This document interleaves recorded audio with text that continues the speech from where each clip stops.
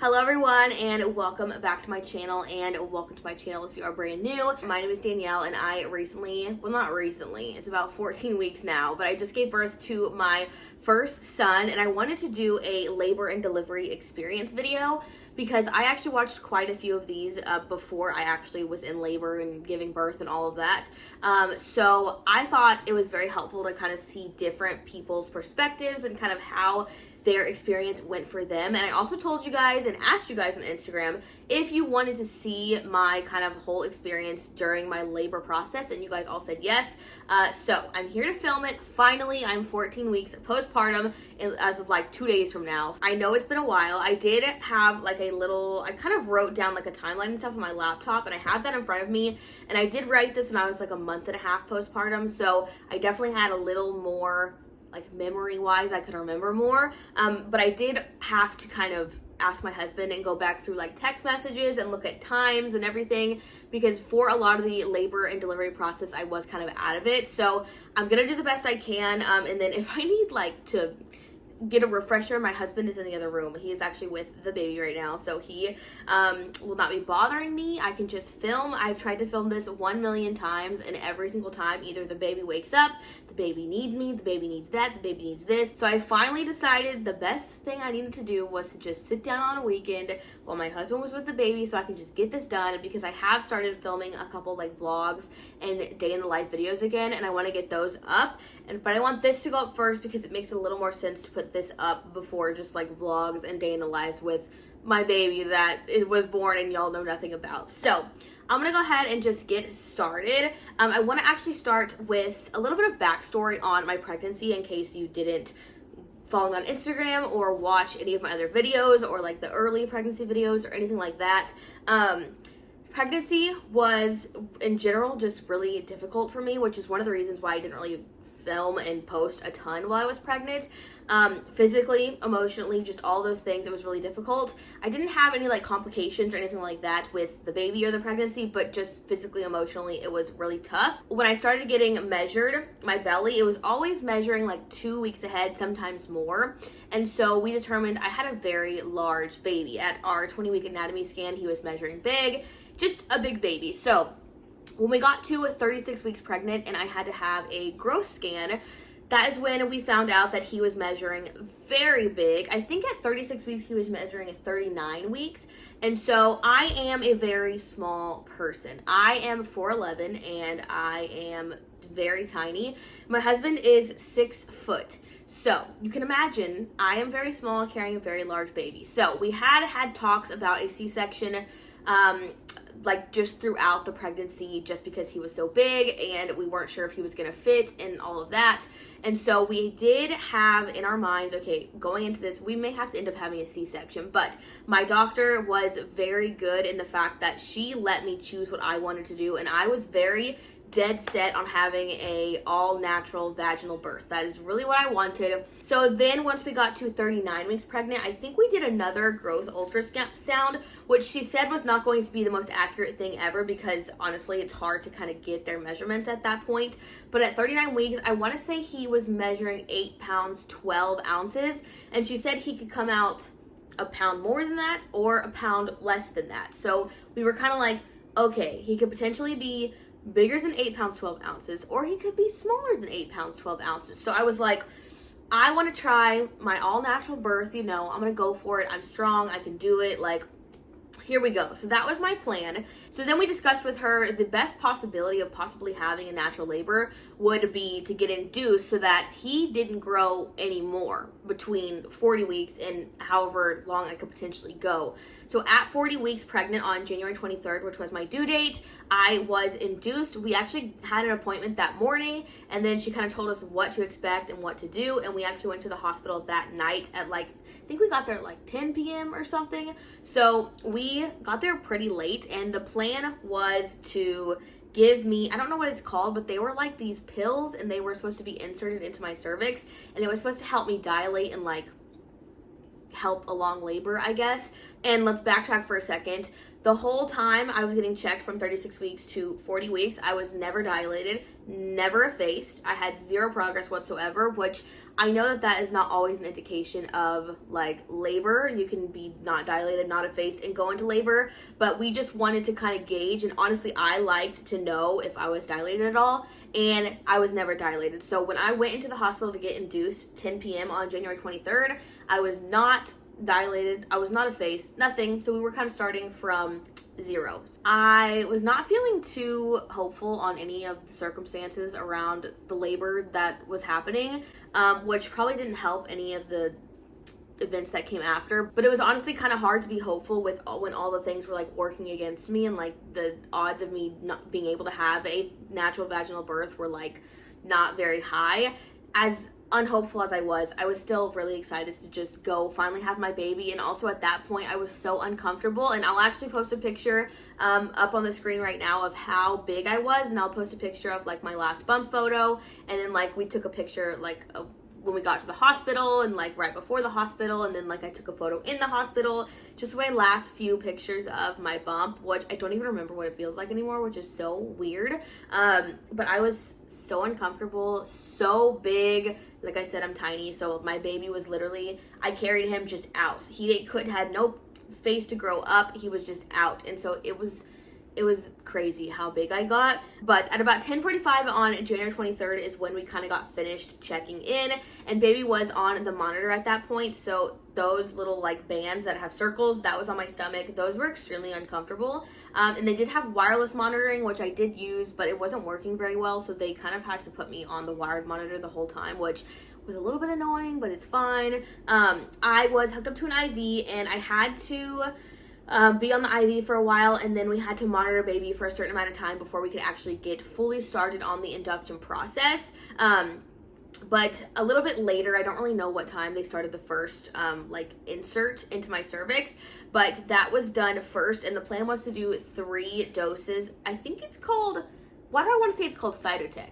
I don't know. I'm not a doctor. I have no idea what I'm talking about. But the plan was to do 3 doses of that and then start Pitocin later on. At about 2:30 in the morning is when the second dose was inserted into my cervix. And at this time, I was actually having contractions, but I did not know at all. I had no clue I was having contractions. And she comes in and I'm like, am I even having contractions? She goes, yeah, you've been having contractions. And I'm like, oh, okay. So I'd been having contractions for a while and I just didn't know. But at about 5 a.m., I was still not dilated, no progress, and they couldn't actually put in the 3rd pill insert because the contractions were every like 2 to 3 minutes, and they were too constant, and they wanted them to slow down until they kind of kept them going and moved along in the labor process. So I actually had to like wait a little bit for the contractions to slow down before I could get the 3rd pill inserted. For a little bit at this point, I was having back pain, and I later learned that these were my contractions, but at the time, I thought that I was just like having back pain from, my stomach's big, the bed's uncomfortable, just all those factors. I thought, okay, my back just hurts. Come to find out, those were my contractions. But I could really not sleep anymore at this point, and I didn't really get much sleep that whole entire night, which kind of sucked going into just being induced and having like little to no sleep. And the only position that I preferred was to like stand up or walk. I did not want to sit down. I did not want to lay down. The pain wasn't really bad at this point, but I definitely was feeling like back pain. And at this point, I figured out that I was having just like complete back labor, which if you don't know what back labor is, it's basically where all your contractions are in your back. So I didn't feel any contractions in the front of my stomach, which is what I kind of prepared myself for. I had heard about back labor, and I heard people say that it's the worst labor you can have. Obviously, I can't say whether or not it's the worst labor you can have because I haven't had another kind of labor, but I would assume that's the worst labor you could have. But at this point, I was still dead set on no pain medication, or like epidural, I should say. So the pain wasn't super bad at this point, but I did prefer standing up and like rocking and walking and just like staying moving. And I also wanted to stay moving because that's kind of how you progress along in labor, or that's kind of what I was researching. But I still don't know what I'm doing. I've had a baby and I still don't know anything about labor. But at 7 a.m., I was finally 1 centimeter dilated, so that took forever. And they could finally place the last dose of the pill into my cervix, which would be the last one I was having before they started Pitocin. From here, it got worse, the pain, and the worst part about it was when I was getting the inserts into my cervix, I had to lay I had to lay in bed to get them because I had to wait a certain amount of time for them to actually fully dissolve and start working before I could get back up and walk around. And though that sucked because laying down was just the worst position for me, and it was definitely a lot better for me to be standing up. The best way I can kind of describe my back labor was like a constant back pain. So just like, I had back pain when I was pregnant. So just constant back pain, didn't let up. And then when you would have a contraction, it would get like a million times worse. And I still like don't even know how to fully describe it. And I don't like, if you've never had back labor, I don't really know how to describe that kind of pain. And it's like not one piece of pain is in the front of your stomach, like nothing. I felt nothing in the front of my stomach. It was only in my back, and it was constant, and then it would just get worse, and then it would just be like the neutral pain, and then it would be worse, and that's kind of how I can describe it. So fast forward to about 9 a.m. I'm still 1 centimeter dilated when I'm checked again, and this is when my OBGYN actually came in for the first time, and she was gonna try to break my water, and she said that she can't always break water at 1 centimeter, but she was trying to progress me because I had obviously been in labor for quite a while, and I never like progressed past 1 centimeter. I barely even got to 1 centimeter at this point. So she attempted to break my water, and she was successful. This was extremely painful for me, but nothing compared to like the contractions or anything. And it felt very strange. But I had a ton of fluid, and I remember I would leak every time I would get up. I had to wear like, you know, the postpartum pads and stuff. I had to actually wear that while walking around after they broke my water. And it was really weird because by the time I was like, a few hours had passed after breaking my water, my stomach actually like shrunk because of like the fluid just leaving, and I had so much that it was just the weirdest thing ever that my stomach literally shrunk in size between my water breaking and like a few hours later. It was the strangest thing. So I'm still 1 centimeter at this point. My water is broken. My doctor did say that she could feel his head at this point. So it was a tiny bit of progress, but I still was not feeling hopeful at this point. But at about 9:45, Pitocin was started on a very low dose, and then every hour from here is when it would get turned up. I was a little nervous to start Pitocin with no pain medication because I had heard that their contractions are really bad with Pitocin. So at this point in my head, I'm thinking, okay, all the things that I read that were the worst kind of labor, I'm having. And so in my head, I was freaking out a little bit, and I was like, okay, I think I'm good. And I was still good at this point. Like, I was having pain, but I was still, like, I could talk. I could, like, do everything. I could, like, just move around. I was still smiling, laughing a little bit because my husband was trying to crack jokes. But once we hit about 11 a.m., the contractions were getting really, really intense. And I think the Pitocin had probably only gotten turned up maybe once at this point. They were still extremely close together and still just back labor, constant pain, and then it would get worse every time the contraction would come. And just like thinking about it now, I can't really remember fully what it was feeling like, but I remember that it was literally the worst pain of my whole life. So at 11:30, little to no progress was made when I was checked again. So I was still 1 centimeter, not 2 yet. The contractions still extremely close together. The whole time my contractions were really close together. And I tried to stay up walking and in different positions throughout the process. I was trying to make progress. I did not stay in my hospital bed for most of the time. The most comfortable position for me was like leaning over the bed, and kind of rocking back and forth, and then my husband like pushing on my lower back, which is where all my contractions were. That was the most comfortable position ever for me. And at this time I was starting to be like, okay, I'm not even past a 1. My contractions are just getting more intense because obviously I'm on Pitocin. So the nurse was telling me about my labor and delivery nurse, my main one that was with me through the whole day on the 24th, she was literally amazing. I can't even. She was the most amazing human on the whole planet. She was telling me about some medication that I could actually get through my IV, and I guess it makes you feel drunk, kind of, which I definitely felt drunk after I got it, but I don't remember what time I ended up deciding to get this, but I decided, okay, since I'm not making any progress, I'm just going to get this to get a little bit of a break, maybe fall asleep for a little bit. So I did end up falling asleep, and about an hour later, I woke up, excruciating pain, contractions were worse. The Pitocin obviously is getting turned up every hour. I have no idea, like, what the level was for the Pitocin at this point, but I know that I was feeling it, and they were really bad at this point, and it was getting harder to kind of talk and like do anything through them. I was just trying to breathe and kind of work through each contraction as they came, but it was really difficult to work through each contraction when I was also having pain when the contractions were not there. Like it was just really difficult because it was just constant, and it was just like at this point I was like questioning my whole life, every decision I made. Like it was a struggle. I'm not sure what time I started talking about the epidural, but I started talking about it with my husband, and like I was dead set on not getting an epidural, like dead set. I did not want it. I was scared. I did not want it at all. But at this point, my husband sat me down and he was like, look, I don't think you can go any longer without the epidural. And I decided that I wanted to be checked one more time. And if I was still like stuck and stalled, then I was going to get the epidural. And if I had made some progress, I was not going to get it. At this point, I don't even know why I didn't just get it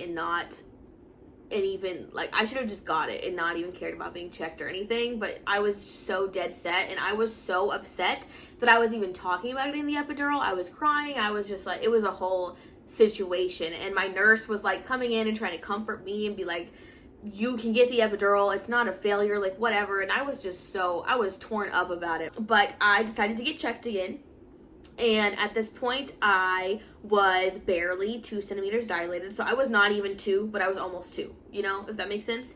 So when I actually fully decided and told my nurse, yes, give me the epidural, please, the anesthesiologist was actually in a C-section. So I couldn't get it. So I had to actually wait longer. Still, I don't know what time this is. It's a lot of time had passed, okay? I was in labor naturally for 12 hours. I think it was 12 hours naturally, I'm pretty sure, with Pitocin and back labor. I think I need an award, to be honest with you.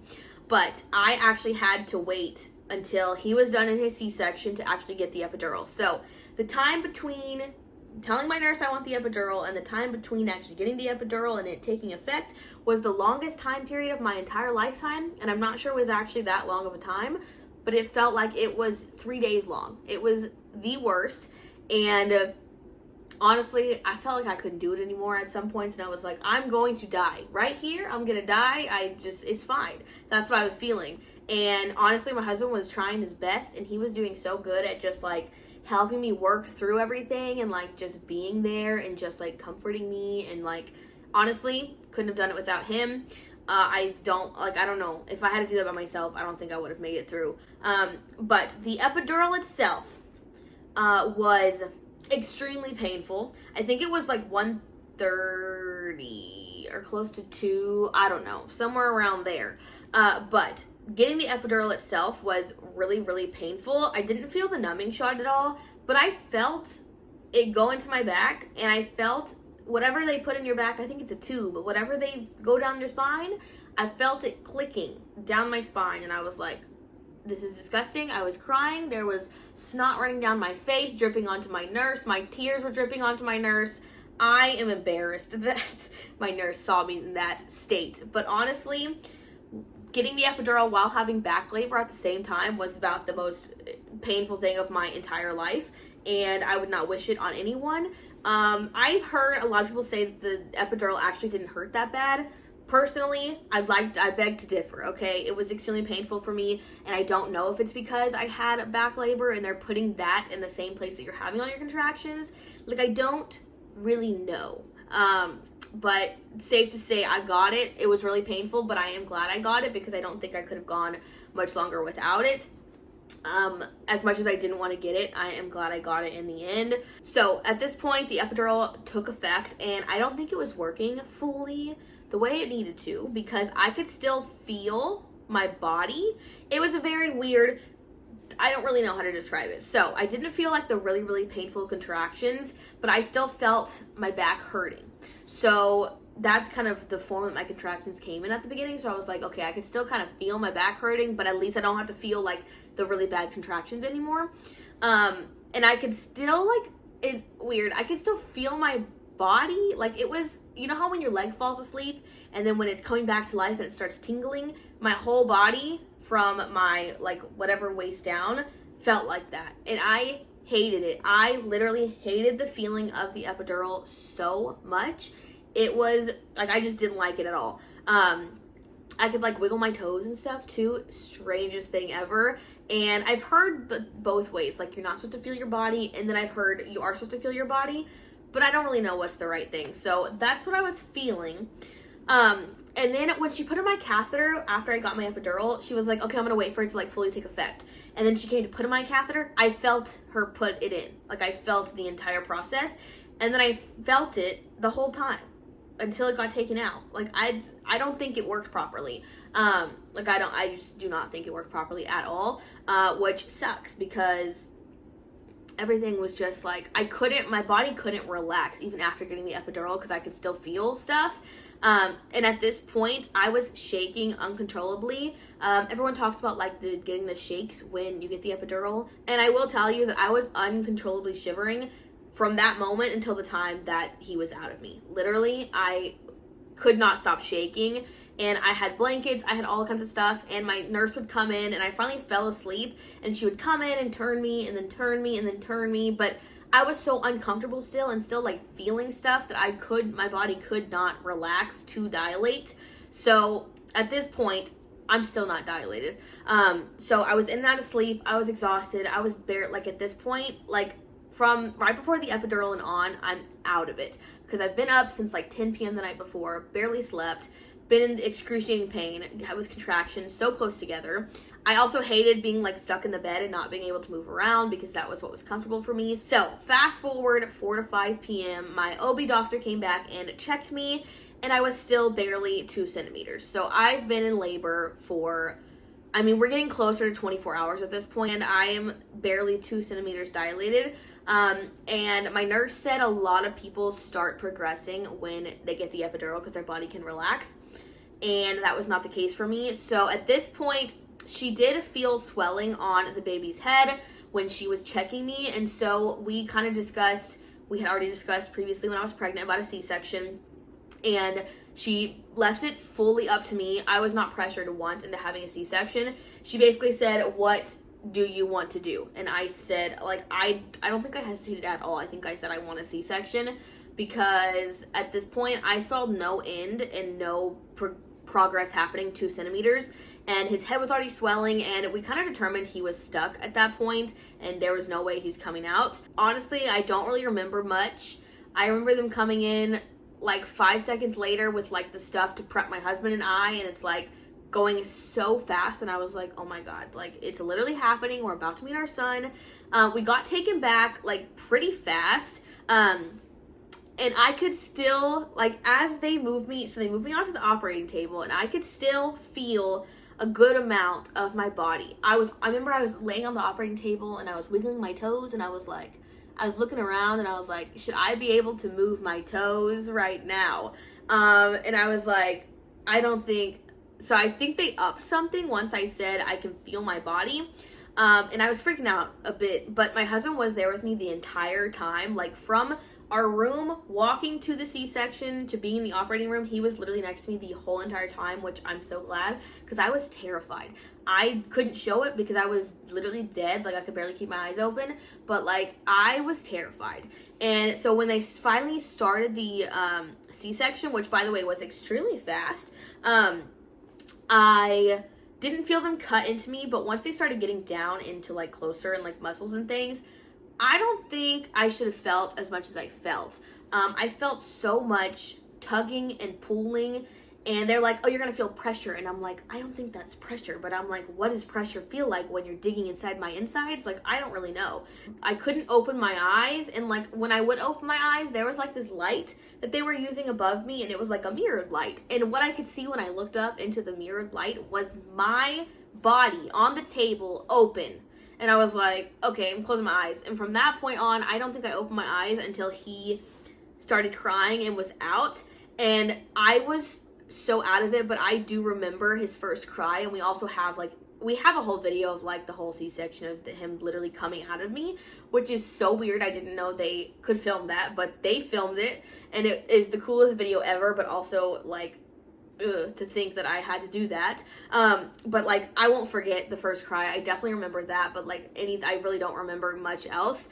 But he was finally born at 6:06 p.m. on January 24th, and he weighed 8 pounds and 7 ounces, and he was 19.25 inches long. So he was 8 pounds and 7 ounces, and obviously the estimate at 39 weeks was 8 pounds 12 ounces, so it was actually pretty close to that. After he was out, my husband was kind of going back and forth between being with me and being with him, and then they brought him over, or my husband brought him over, and he was kind of set next to me, and I think I gave him a kiss or something. I don't remember. I remember I had my hand on his head, and I just was kind of laying there, but I was extremely nauseous, exhausted, and I remember I told them, I was like, I am going to throw up, and I was like, move him. I feel really nauseous. I tried so hard to throw up, but since I hadn't eaten anything for so long, because all I had was ice chips the whole time I was in labor, there was nothing to throw up. I actually became really anemic after I gave birth. For a couple days after my C-section, I was pale. I was iron deficient. I had to take like medicine for it, and like they were really close to giving me a blood transfusion, but thankfully I didn't have to have one. I was good. But my husband, after the fact, actually told me that he was actually really scared in the operating room at the end, because I was like not answering to anyone. Like I was just kind of staring off, and I was like, because I was out of it. And I remember my doctor, my OBGYN, after she was done, came over and she was like, are you okay? And I was like, mm-hmm. She goes, are you sure? And I was like, mm-hmm. And I don't think I was okay at the point, but I was like, what else am I supposed to say?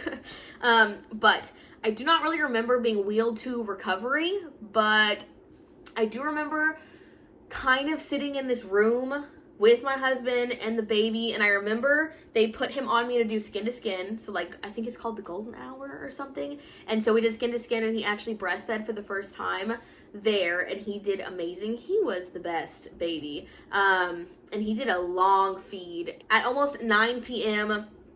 is when we were finally moved into the postpartum room, and the only person we had come see him that night was my mom, because she was actually going to bring my husband food. I couldn't eat yet, but he needed to eat because he also hadn't really eaten, so that is the only person we had meet him that night. I do not remember how we got to postpartum. I guess I got wheeled there. I don't really remember anything else that happened that night. So fast forward to 5 a.m. on the 25th. That's the first time I got out of bed for the first time and like walked. My body felt weird, and I will say that my C-section, my incision, didn't really hurt too bad, but I had this back pain that was like kind of in the middle of my back and kind of more towards the right side. That was just the most excruciating pain. Like it honestly felt like contractions again, and I was like, why do I have this back pain? It would not go away. Even when I would like take my medicine for my C-section, my back would still be hurting, and like the biggest part of walking was like my back was hurting. I don't think I would have had any problem walking or doing any of that if my back was like feeling fine. Luckily, the back pain did subside within like a week or two. Once I actually got home and still had it, and like it finally subsided. But that was like the worst, honestly the worst part of recovery was my back pain, which I don't know what it's from.